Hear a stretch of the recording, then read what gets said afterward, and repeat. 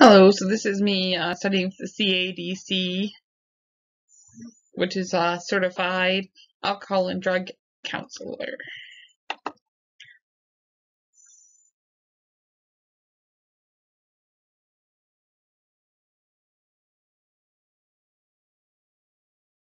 So the next video is counseling theories for individuals. Welcome to the Addiction Counselor Exam Review. This presentation is part of the Addiction Counselor Certification Training. Go to https:/www.allceus.com/certificate-tracks to learn more about our specialty certificates starting at $149. Hi, everybody, and welcome to your review of counseling theories. In this presentation, we're going to be focusing on counseling theories that we typically use with individuals, not families. Family counseling is a different video. In this one, we're going to review the most common counseling theories used with individuals and potentially groups and related interventions. We're going to start with my favorite, cognitive behavioral.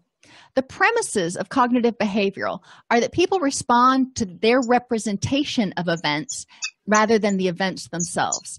So, for example, roller coasters. I hate roller coasters. I'm terrified of them. Some people love roller coasters. Now, the event, riding a roller coaster, is the same for them and for me. We're doing the same exact thing.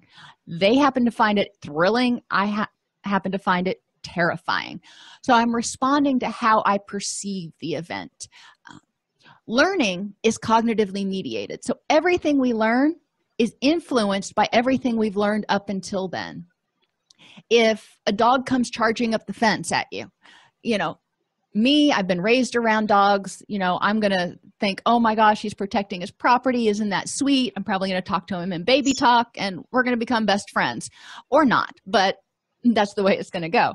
Somebody else who has had a bad experience with a dog may perceive that as threatening and become terrified. So every experience you encounter, your brain goes, okay, have I done anything like that before? And is it safe, unsafe, good, bad? What am I supposed to do here? So you got to remember that everybody's experiences are going to affect how they experience things in the future. Thoughts impact emotional and behavioral reactions. If you take the roller coaster, for example, if I think that riding a roller coaster is, dangerous, that's my thought, it's going to make me feel scared. And my behavioral reaction is to say, oh, no way in the world am I going to ride that. If you have positive thoughts and you say, oh my gosh, that is so much fun, that is totally safe, and it is a really fun way to get your adrenaline going, then that person is going to be happy about getting on a roller coaster, maybe even downright excited, and they're going to be eager to get on there. They're going to be moving toward the roller coaster. Some types of thoughts can be monitored and modified. If you have a fear of spiders, for example, spiders are everywhere, just that's the way it is, and if that makes your skin crawl, those types of thoughts that spiders are dangerous and spiders are going to crawl on me and spiders are going to bite me, those things can be addressed and modified. So we want to look at the thoughts that can be addressed. Other types of thoughts that can be modified are what we call irrational, or I call them unhelpful thoughts, like everybody is always against me. That's probably not true. I have never met a person yet. I have not met a person yet where everybody was always against them. So they were catastrophizing. So we want to change those thoughts and say, a lot of the people in my family don't seem to support me, for example. Now that's more specific. Okay, well, where are the people that do support you? So cognitive behavioral helps people look at a range of cognitive distortions or unhelpful thoughts, and you can Google those, or you can watch our video on cognitive behavioral techniques to learn more about those. But they address those in order to help people improve their mood, feel more empowered, and behaviorally act differently, act more assertively, and less fearfully and less depressed. Modifying thoughts can help modify emotions and behavioral responses. If you modify your thought about something you're angry about, for example, then you can de-escalate your anger, and it'll modify whatever your behavioral urges are. Maybe you want to put your fist through the wall. Well, if you're not angry anymore, then you're not going to want to put your fist through the wall. Well, isn't that awesome? Both behavioral and cognitive techniques are useful and can be and probably should be integrated.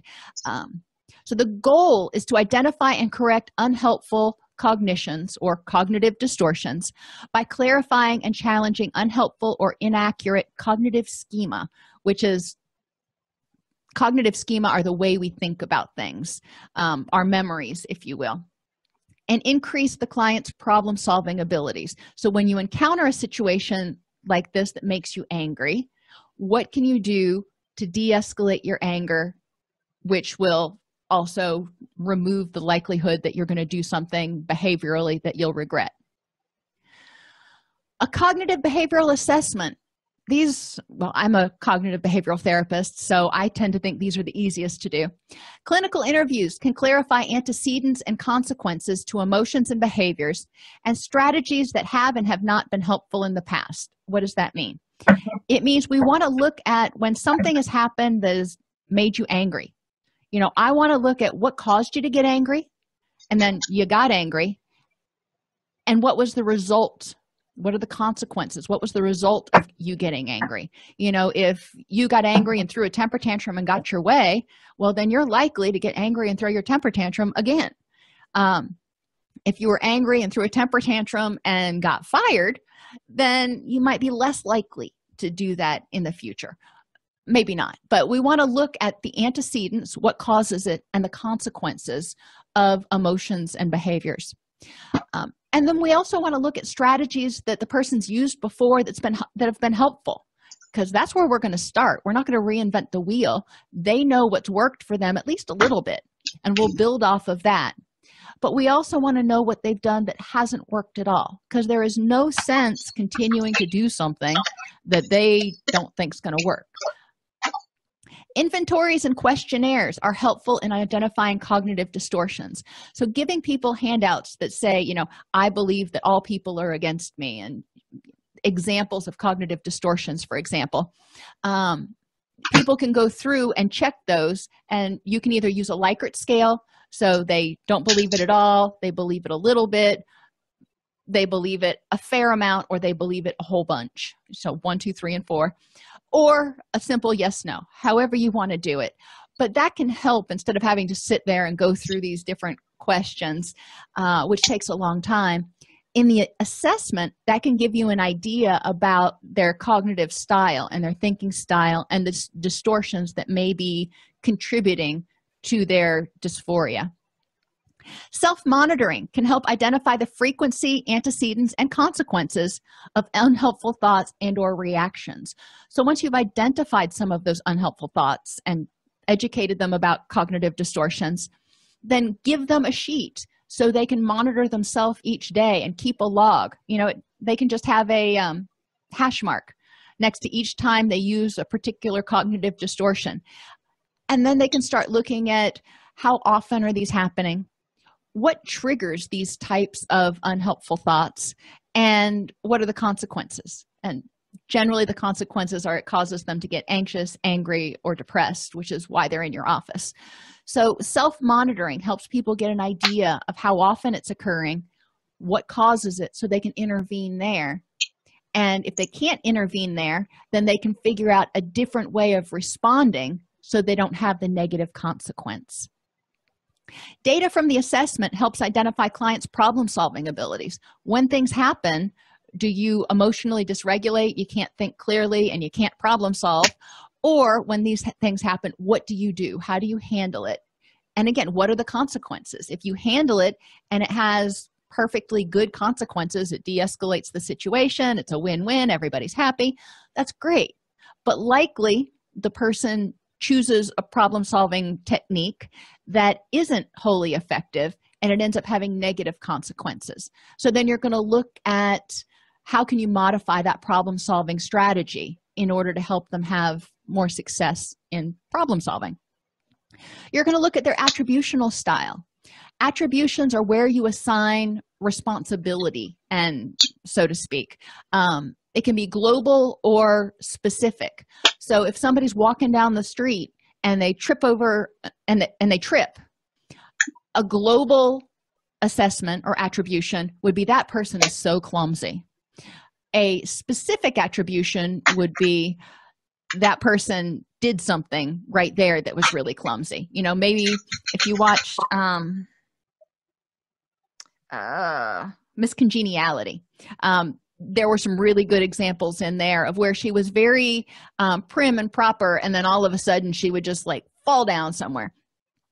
So you want to look, is it global or stable? When we're looking at attributions, global attributions such as I'm stupid, I'm useless, are going to contribute to people's misery, as opposed to specific attributions such as I am not any good at woodworking or at math. Those are specific things that I know are not my strengths. And, I'm okay with that because globally, I'm a good person and I'm smart. But there are some things that not my strengths. Stable or changeable. This thing that you've got going on, if you don't like it, is it stable? Can it be changed at all? If it can, great. If you're clumsy, that's generally considered a stable trait. If you had your shoelaces untied, that's changeable. So when you're walking, like when my son was little, we started getting him the little Velcro shoes because his shoes would always come untied and then he'd trip and but that was changeable. There was something I could do to change it. It wasn't about him, it was about his equipment, and it was fixable. And then the final attribution, is it internal or external? So going back to the tripping, an internal attribution would be saying that person is clumsy. So it's something about them that made them trip. An external attribution would be to say there must have been a crack in the sidewalk that they tripped over. That's putting the blame somewhere else. Now, too internal or too external can be bad because some things are due to you and some things are due to external forces. But looking at attributions and challenging those and seeing, are there negative things that are changeable, external, or specific that you're looking at as global, stable, and internal? And it gives you information, the assessment that is, about their underlying belief systems and the cognitive distortions they use, such as everybody's always against me and I never succeed at anything I do. All of those statements help you start seeing what may be maintaining this person's unhappiness. So what can you do about it? Daily mood and activity monitoring is the place to start because we're going to keep track of it. Increase rewarding behaviors and establish a daily routine. So do things that make yourself happy each day. You need to rest, relax, sharpen the saw, whatever you want to call it. And a daily routine helps keep your circadian rhythm set so you're getting more quality sleep, so your energy levels are more predictable, and you have a sense of mastery over, when you're going to be sleepy, when you're going to be awake, when you're going to be doing whatever. Encourage the person to develop an understanding between the relationship between their feelings, thoughts, and behaviors. So start with, when you're depressed, how does it affect the way you think about things that day? And how does it affect the things that you do? Okay, so let's move it. And instead of being a feeling, let's go to thoughts. If you are just being a negative Nelly, you are in a negative mood that day, how does it affect your mood? If your thoughts are negative, how does it affect your mood? And it probably tends to make you more angry and irritable. So you're negative, you're angry and irritable. How does it affect what you do? And then finally, move it around to behaviors and say, all right, so you wake up in the morning and you decide, what, I'm just not going to get out of bed today. I don't have it in me. And you stay there all day long in the dark watching a Netflix marathon. How does that affect your mood? It's probably going to make you feel tired, more depressed, a little bit more helpless and hopeless. There are things that it can contribute to. And how does it affect the way you think? Does your attitude change throughout the day? Generally, if you have time to sit there and dwell on things, your attitude is going to get a little bit more negative. So, helping people see that if you intervene anywhere on the 3 pillars, you're going to improve the situation. Use graded tasks to help clients start approaching and addressing seemingly overwhelming problems. Maybe they have social anxiety. Okay, a lot of people do. I have a little bit. I really hate mixers, and I just don't introduce myself to people well. But so graded tasks would be having people do things that don't make them so nervous. Like when I go to the grocery store, I talk to the cashier. When I'm in other situations, I try to get outside of my comfort zone and talk to people I don't know. So I get more comfortable doing that. The next step would be going to, for example, presenting. And that's weird because I really love presenting. But I would do that. So I'm in front of, 150 people that I don't know. And then I might go do something else that elicits a little bit more anxiety.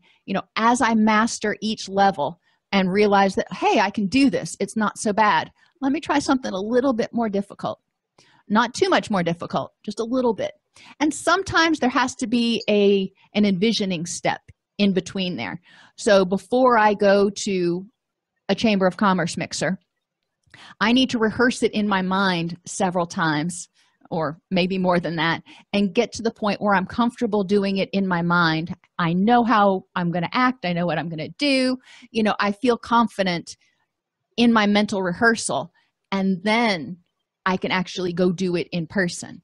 So there are when they say graded tasks, because it's not like graded ABC, but it's gradually increasing movement towards those things that are stressful. And teach new skills and have clients practice them between sessions. I have clients learn a new skill each week, like the ABC worksheet, cognitive processing worksheet. We'll try different things, and I'll introduce it. We'll try it in session. We'll work through a few examples, and then I'll say, well, why don't you try this during the week and see if it helps? Obviously, I choose interventions based off of what they have told me their strengths are. So we're building on what already works for them. Another thing that we do in cognitive behavioral is address automatic thoughts. So the first thing is to teach the concept. What are automatic thoughts? And then you want to elicit the client's thoughts. So help them figure out, when somebody cut you off in traffic and then you got angry, you had a bunch of automatic thoughts in there that led to you having that stress reaction. So what were your thoughts? It was dangerous. I could have been killed. That person was so rude, yada, yada. Help them start eliciting and figuring out all those things that they're telling themselves in a millisecond. Label any distortions that you hear or see. If you can have them write it down, it's even better. I'll generally write it on a whiteboard as we're talking. And then we'll label each cognitive distortion with all or nothing thinking, magnification, personalization, your distortions. And identify and challenge and modify maladaptive schemas. So you could have died. Well, that's kind of catastrophic. How likely is it that you would have died? It was unsafe. That's true. So we're changing the thought, we're changing the schema, we're kind of changing the memory of that event to something that was catastrophic and life-threatening to something that was potentially hazardous and unsafe in order to help reduce the anxiety about the situation. And then when the person encounters future situations, they're going to have a lower level of anxiety because we've modified that schema. And we're going to develop helpful alternatives. When this happens, how can you handle it? And how can you prevent it happening in the first place? A, B, C, D, and E are, the basics of cognitive behavioral and rational emotive behavioral therapy. The activating event, getting cut off in traffic. The consequences, your emotional and behavioral reactions. But between those is like a little millisecond of automatic beliefs that your brain kind of floods you with to tell you whether you're safe or whether there's a threat. Then you use D, and you go back and you dispute those automatic beliefs, looking for cognitive distortions and inaccurate schema or inaccurate representations or memories of how dangerous it was or what happened. And the final step is to evaluate your reaction and the consequences for helpfulness. So if you got cut off in traffic and you decided that you were going to speed up next to the person, you were going to scream at them and flip them off, did that do any good? Was that going to keep them from cutting you off? Was that really a smart thing to do? And the answer is no in both cases. So you want to evaluate the use of your energy. Was getting upset over this a good use of my energy? Was screaming at somebody over this a good use of my energy? What would have been a better use of my energy? If the person's driving like an idiot, maybe calling local law enforcement to, come check and see if they're DUI. That could be. But most of the time, it's just not even worth your energy, and you need to let it go. Cognitive processing is another technique where when you have a belief, such as, I am going to be alone the rest of my life, you want to ask the person to evaluate whether they're using fact or emotional reasoning. Do they have the facts that are telling them, no doubt, objectively, you're going to be alone the rest of your life? Or are you using emotions because you feel unlovable and abandoned and lonely right now? You fear that you're going to be alone for the rest of your life. There's a difference. One's fact, one's purely an emotion. The next step is to identify all of those facts for and against your thought. So what are the facts that you will be alone for the rest of your life? Let's look at those. Let's look at statistics. Let's look at data. Let's look at it. And what are the facts that support the notion that you won't be alone for the rest of your life? Because there's going to be facts on both sides. Help the person figure out if they're looking at the big picture or they're looking at tunnel vision. Sometimes we think that we should have been more responsible, or stay with this metaphor of being alone for your whole life. You break up from one relationship and you say, you know what, I'm going to be alone the rest of my life. But the big picture is you've dated 30 people and 27 of them, you're the one who's broken up with them because you got bored or whatever. It's not necessarily that you're going to be alone for the rest of your life. You've got tunnel vision right now because you hurt and you're focusing on the hurt. The other aspect to look at here is hindsight. Hindsight is 20/20. So when you're looking back at a relationship, you might have been able to see the warning signs that it was a bad relationship or something. And when you're looking backwards at it, but when you're in it, there's other things going on and other factors contributing to your decision making. So you're going to have a different perspective after the fact than you do in the midst of it. So, cut yourself some slack, basically. Learn from it, but cut yourself some slack. Another thing to ask them is, are you confusing high probability with low probability? Is there a high probability you're going to be alone the rest of your life? And, how long have you gone without being in a relationship? How many people have you dated? Looking at that versus low probability. Maybe you're going to be alone for 6 months or a year, or maybe even 2 years. But how likely is it that you're going to be alone the rest of your life? And look for cognitive distortions when people are talking about their thought that, I'm going to be alone for the rest of my life. That's kind of an extreme statement. You don't know what's going to happen 6 months from now or 6 years from now. So let's focus on the present and then start addressing some of the unhelpful thoughts that might be making them feel unlovable or abandoned. Another technique is called the downward arrow. Let's follow it through.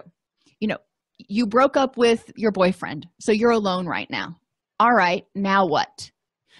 Are you going to start dating again? Okay, if you start dating again, then what happens?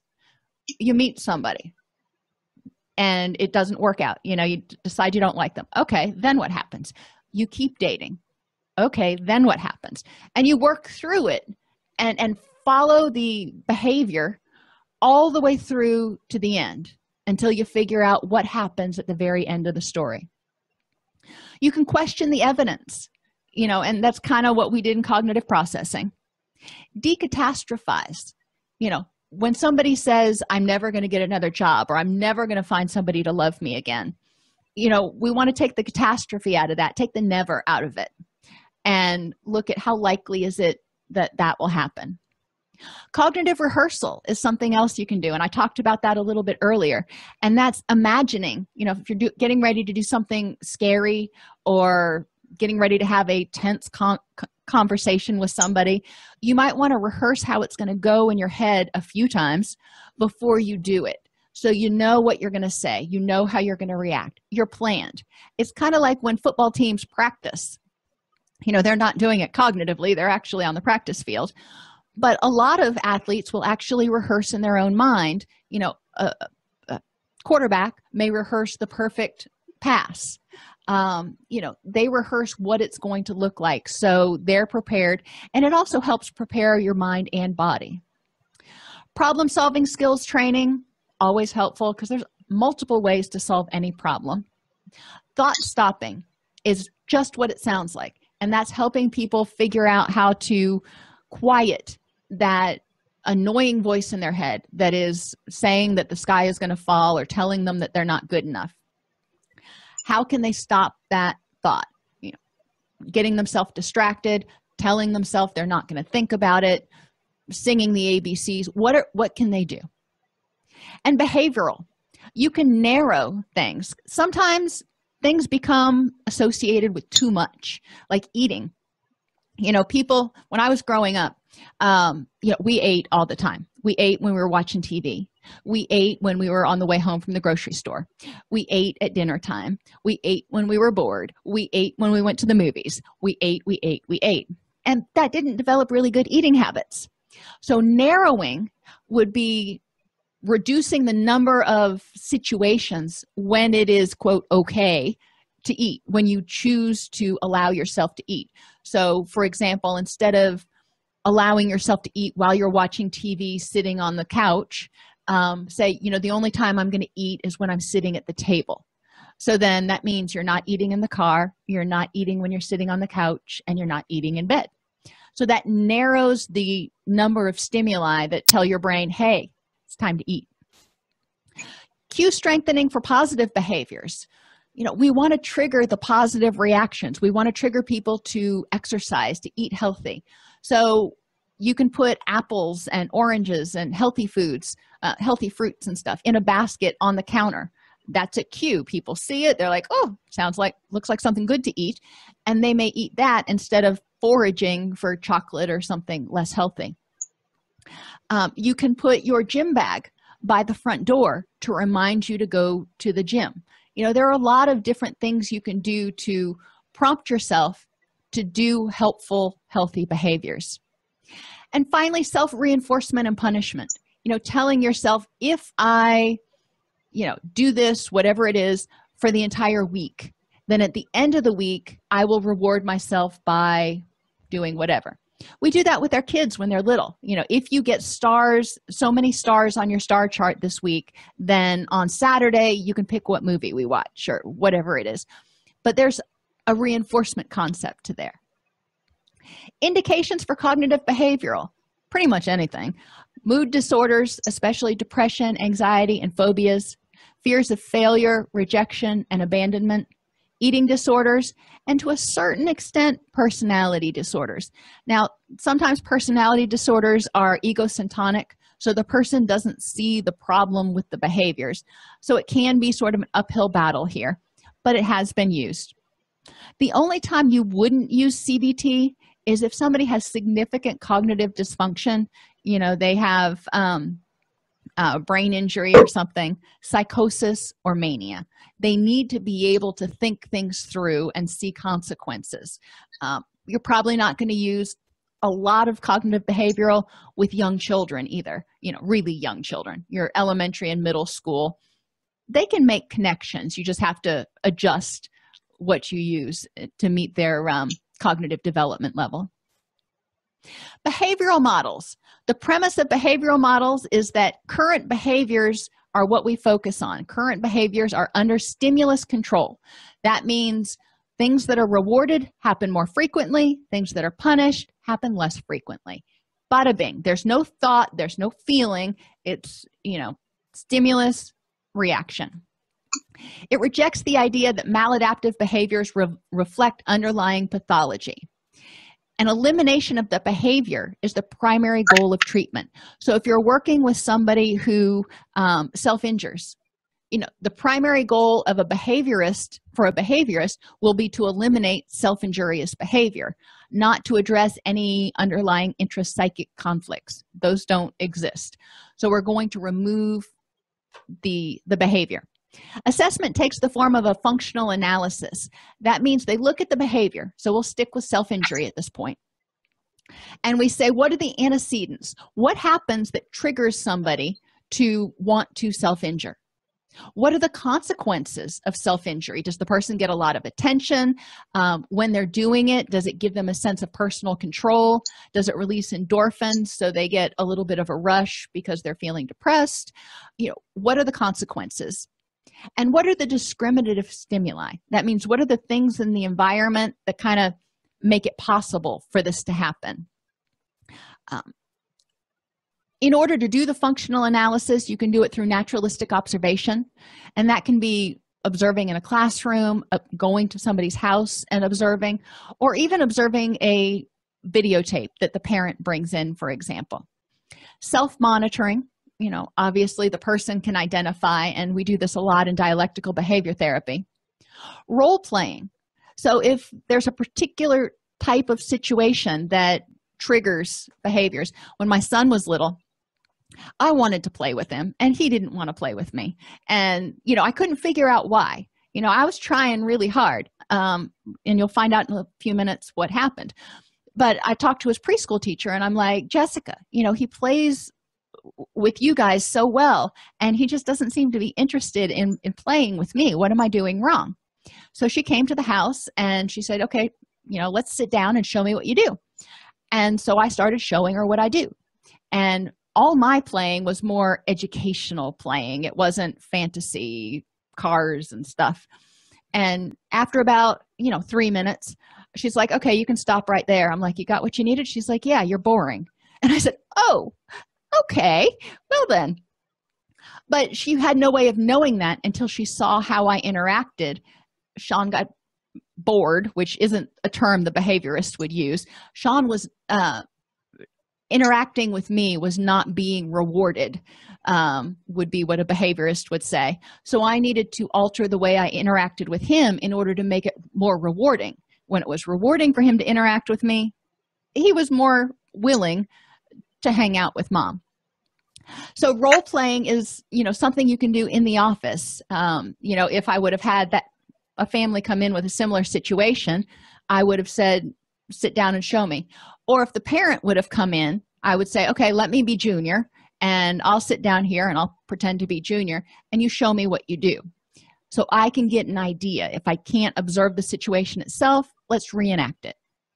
And then finally, rating scales. Rating scales are great for helping people get a sense of the frequency, intensity, and duration of things, such as, temper tantrums or crying episodes or, anything that is observable and measurable. Behaviorists use principles, operant conditioning, classical conditioning, and observational learning. We're going to focus mainly on operant conditioning, which means behaviors are increased or decreased through punishment and reinforcement. And you can reinforce things by adding something positive, like giving somebody a token or a hug, or taking away something unpleasant. So you can say, if you eat your main course, then you don't have to eat your green beans. That would be rewarding for some kids. So reinforcement is either adding something positive or taking away something unpleasant. Punishment is just the opposite. Punishment is either adding something unpleasant, like having to go out. We would make my son go out and pick up sticks in the yard that had fallen down if he had misbehaved, and he hated to go out in the Florida sun. So that was punishing for him. Or punishment can mean removing something positive, like taking away somebody's iPhone. So there are basically, punishment means you make it unpleasant some way. Reinforcement means you make it pleasant in some way. Observational learning means that people can also experience reinforcement and punishment for actions by seeing it happen to others. So if they see somebody, throw a chair in school and then get sent to the principal's office, that's a negative consequence. So they're like, well, probably not going to do that. But if they see somebody smoking in the bathroom and getting a lot of positive attention for it from their peers, then they're going to go, oh, well, maybe if I try that, I'll get positive attention. So we learn vicariously by seeing reinforcement and punishment of behaviors in other people, as well as experiencing it directly ourselves. Behavioral therapy's goal is to identify the stimuli that prompt the behavior, the reinforcers, things that are maintaining the behavior, and punishments in the environment. What can we do to make this behavior less pleasurable in order to figure out how to change it?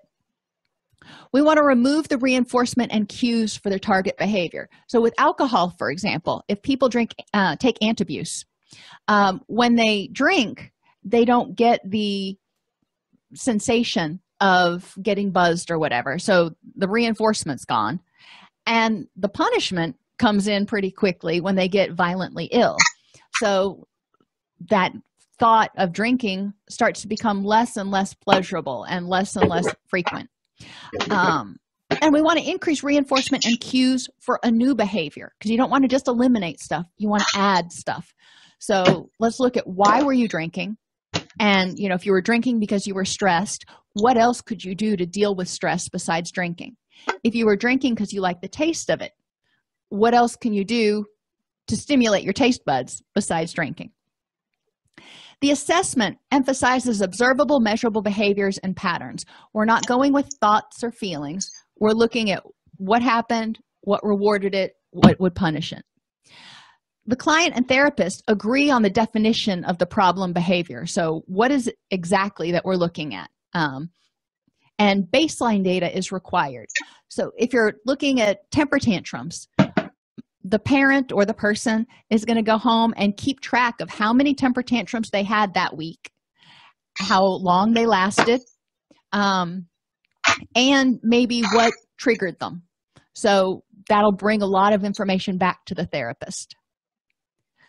Interventions that can be used include systematic desensitization, which starts with relaxation training. You've got to learn how to relax. And then you work through that anger or anxiety hierarchy. So you first think about something that makes you, your heart start beating really, really fast. That's measurable. And then, if you've got a heart rate monitor, you practice relaxation until you can think about that situation and your heart rate hardly goes up at all. And then you move to the next step. Let's take spiders. So you're looking at an aquarium full of spiders. You're not touching them. You're completely safe from them, but you're looking at the aquarium. Your heart rate goes up. You practice relaxation and you get to the point where you can be in the same room with the aquarium and your heart rate doesn't really go up at all. And the next step is taking the lid off the aquarium. So there's a chance that the spider could crawl out. You see where we're going with this. Assertiveness training can be used to combat anxiety, because the belief is assertive behaviors are completely counter to anxious behaviors. Anxious behaviors make people tend to run, tend to, get nervous, tend to flee. Assertive behaviors are the opposite. Behavioral rehearsal. So practice doing things. If you've got to go give a speech, go to wherever it is that you're going to give the speech and practice giving the speech there. Aversion therapy, make it unpleasant. Just like taking antabuse, for example, makes drinking unpleasant. Flooding, and this flooding needs to be used with great caution. It is the treatment of choice for agoraphobia, but you need to know what you're doing. It is in vivo exposure with response prevention, which basically means you take somebody and put them in the situation that freaks them out and don't let them leave it.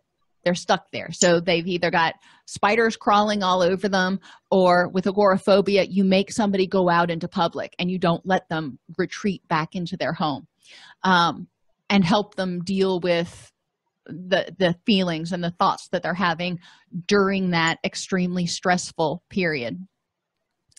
You can increase behaviors through reinforcement. So if you want your kids to do more chores, or your child to get his homework done before 6 o'clock at night, you can add reinforcement. So if you do that, then you get an additional hour of TV time, or you can stay up an hour later. So you can increase behaviors by adding rewards. Shaping means rewarding what we call successive approximations. So if I want my son to keep his room clean, that's a big step. So the first thing I'm going to say is, in order for your room to pass inspection, you can't have laundry on the floor. Let's start by working on getting the laundry off the floor. Once he's doing that regularly, I can say, all right, now you've got the whole getting the laundry up down really well. Now I want you to start making your bed too. Okay, he gets that down. So shaping is rewarding a behavior until it's consistent, and then saying, okay, you don't get the reward anymore until you do that plus something else, or until you do that a little bit better. The Premack principle is one of my favorite. It pairs high frequency or high likelihood activities with low likelihood activities, or pleasurable activities with less pleasurable activities. So, for example, I fold laundry while I watch TV. I love watching TV.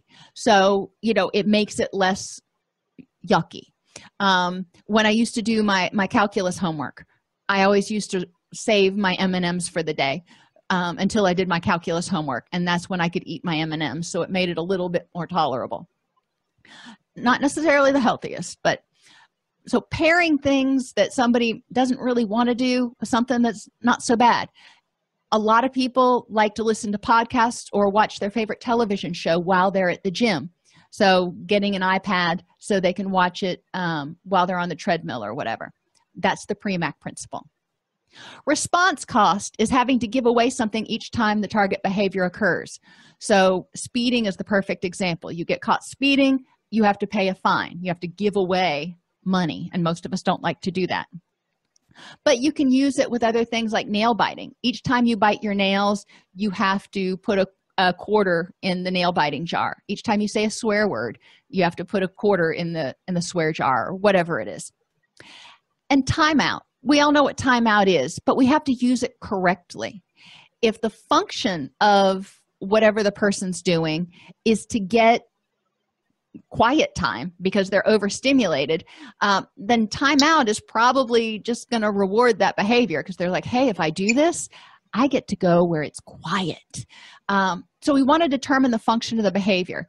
If it's to get attention, then putting somebody in timeout is punishing because they're not getting attention anymore, and they're like, well, this is no fun. If they're doing something out of boredom, then putting them in timeout, which is still boring, probably isn't going to have much of an effect. So you want to figure out what the reinforcer is and give them timeout from the reinforcer. So timeouts are not all the same. Behavior therapy contracts. Contingency contracts have an explicit definition of the behavior, such as Johnny will go to bed by 10 p.m. The behaviors can be monitored. They have to be observable and measurable. So I can look in his room and say, you're asleep, or you're in bed, or you're not in bed. Sanctions for failure. So there has to be a punishment. If you're not in bed by 10, what happens? And there has to be record keeping. With contingency contracts, I also like to put reinforcers in there. So if you do go to bed by 10 o'clock each day this week, then on Saturday, you can choose whatever from this list of possible rewards, which takes us to our token economy. You want to define the target behaviors. When I ran the Adolescent Treatment Center, we used a token economy, and the youth had things they had to do every day, from making their bed to participating in their schoolwork, participating in treatment, doing their chores, bathing. There was a list of about 10 things, and the counselors would monitor and mark those off. And for each level of completion, we had a 70% level, an 80% level, a 90% level, and 100% level. They would get a different number of points. So at the end of the week, we would tally their points, and they could cash those points in the store. And that's where they could buy tokens for video time or snacks, or there were a variety of things they could get to reward their behavior. But the token were the points. So we were giving them these tokens, and they were able to cash them in at the end of a week. You want to be able to select the reinforcers that are going to work for that person. Video games wouldn't work for me. There are a bunch of other reinforcers that might. So select appropriate reinforcers, monitor the behaviors, then eventually you're going to have to fade out reinforcers where the person's just doing it because it's what they do, not because they're hoping for a token. But that's way down the line. The humanistic perspective. So we're switching gears now. We did cognitive behavioral, which focused on the cognitive. Then we went to straight up behavioral, which only looked at observable, measurable, external behaviors. Now we're moving over to a whole different school of thought called humanistic. And the premise of humanistic is to understand a person, one must understand his or her subjective experience. So remember I said we can go through the same thing and interpret it differently, like riding a roller coaster.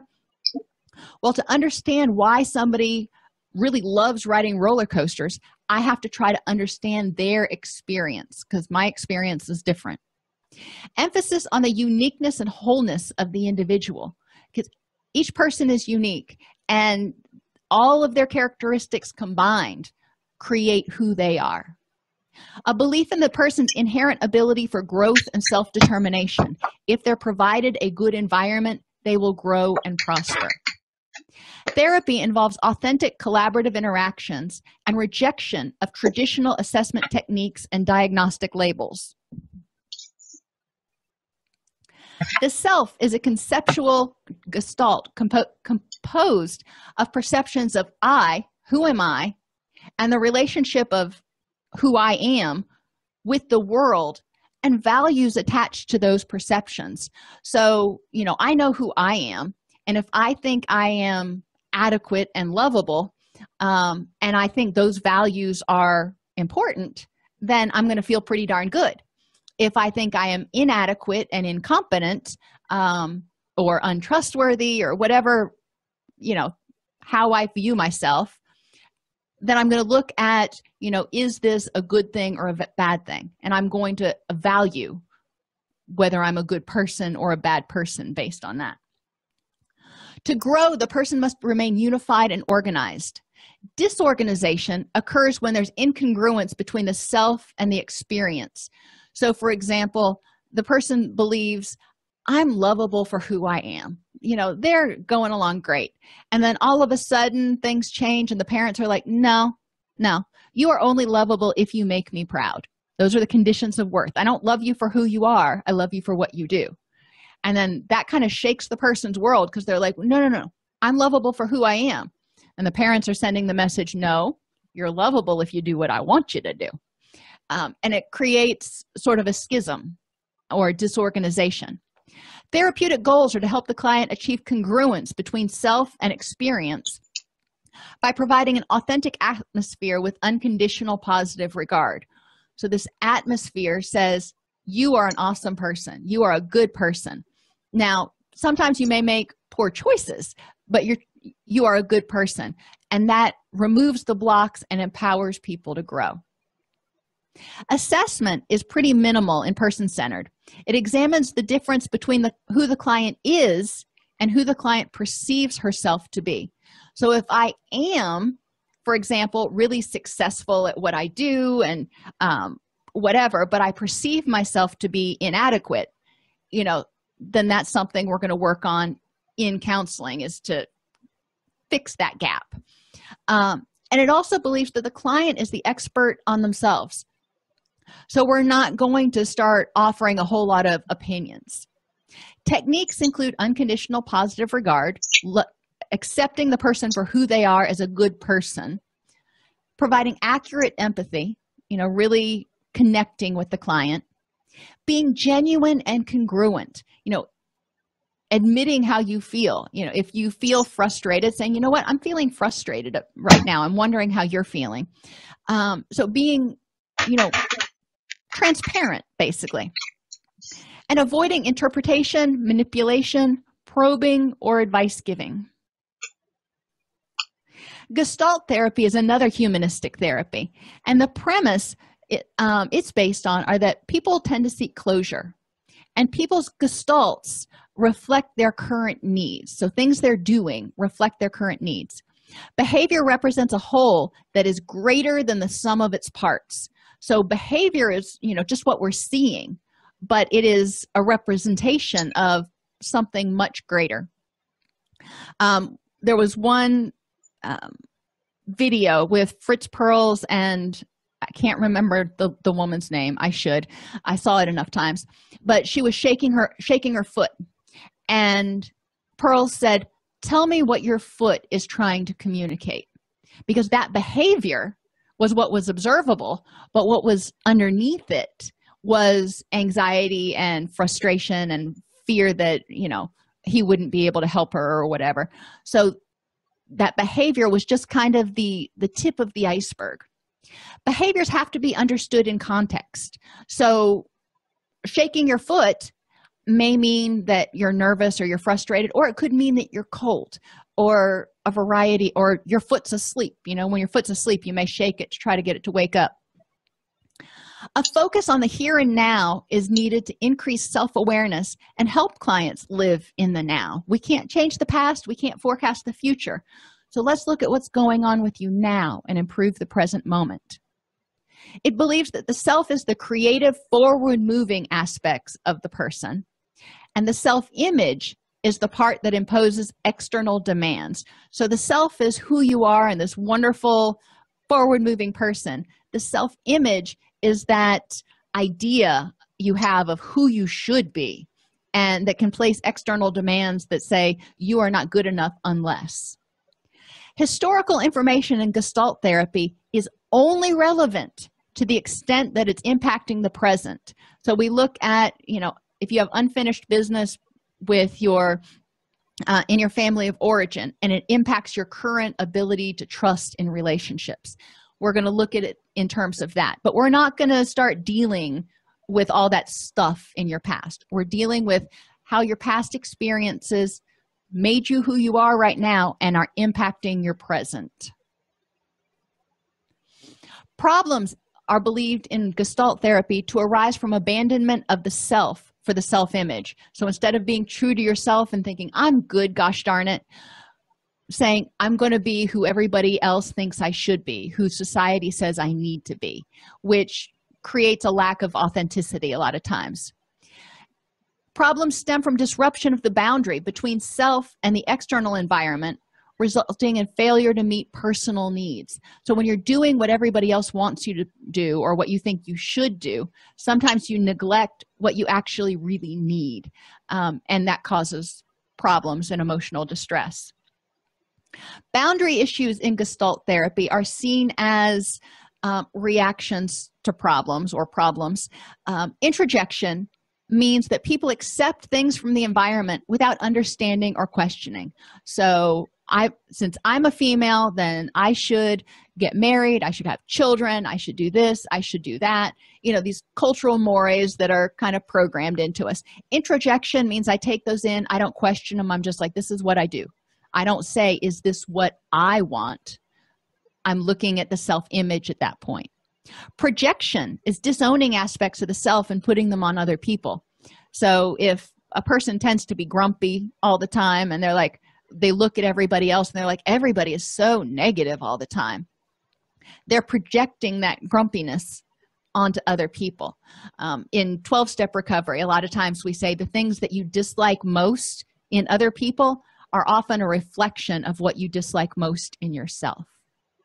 Retroflexion is doing to the self what you want to do to others. So if you want to abandon them, you're tired of their stuff and you just want them to go away, instead of abandoning them, you may abandon yourself. If you get angry at them and you want to lash out, you may lash out internally at yourself.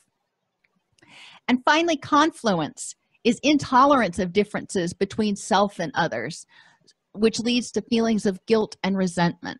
So, all of these boundary issues can be issues that are handled in Gestalt therapy. Techniques that are used include directed awareness, which is being aware of yourself in the here and now, kind of like mindfulness. What are you doing and what does it mean? No questions are allowed, which prevents intellectualizing. So instead of Pearl saying, "What is your foot trying to communicate?" he said, "Tell me what your foot is communicating." There was no question in there. It was a statement. Tell me what it is. Use I language, so you're owning stuff. And assume responsibility, saying, "I take responsibility for how I react in this situation." The empty chair technique can be really useful for dealing with issues with other people or for behavioral rehearsal. Pretend your boss is sitting in that chair and you're going to ask for a raise. Tell me how it would go. Or, you have a lot of stuff that you feel like you need to say to your mother. Pretend she's in that chair and go for it. Tell her what you need to tell her.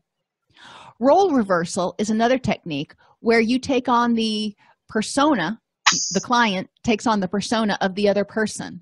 So in the last example, maybe you have a lot of resentment towards your mother. So role reversal, you would take your mother's perspective and you would act as if you were your mother and try to get into her head to understand her perspective a little bit. Role rehearsal is just what it sounds like, envisioning what you're going to do and rehearsing it. And Gestalt also works with dream work, which we're not going to get into a lot here, but that's one of the few techniques that still does do a fair amount of dream work. And finally, psychodynamic therapy rests on the premises that internal conflicts and their relation to the problem are central themes of treatment. So we want to look at, you're depressed or whatever. This is the problem. What internal conflicts are causing that? Psychopathology develops especially from early childhood experiences. So psychodynamic therapists believe things happened in childhood and they're continuing to negatively impact you today, and that's what's causing problems. Internal representations of experiences are organized around interpersonal relations.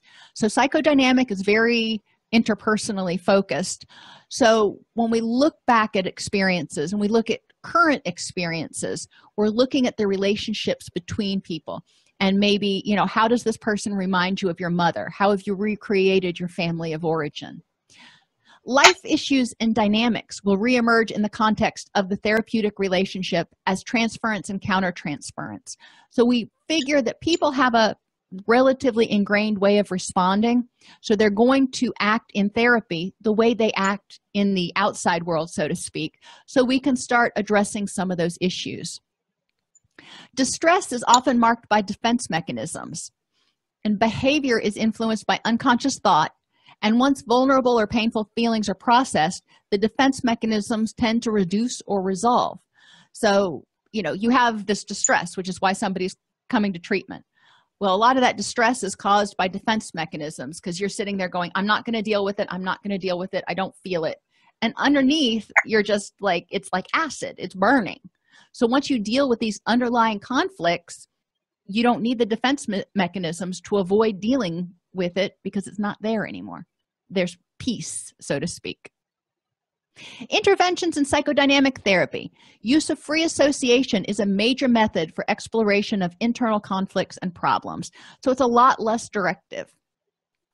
There's a focus on interpretations of transference, defense mechanisms, current symptoms, and the working through of these present problems. So there's a lot of interpretation in psychodynamic therapy.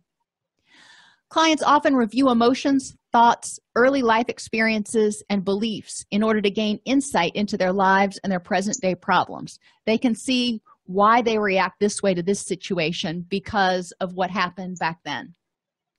And then they can choose how they're going to react henceforth and forevermore. But first, they need to understand how they got to this place.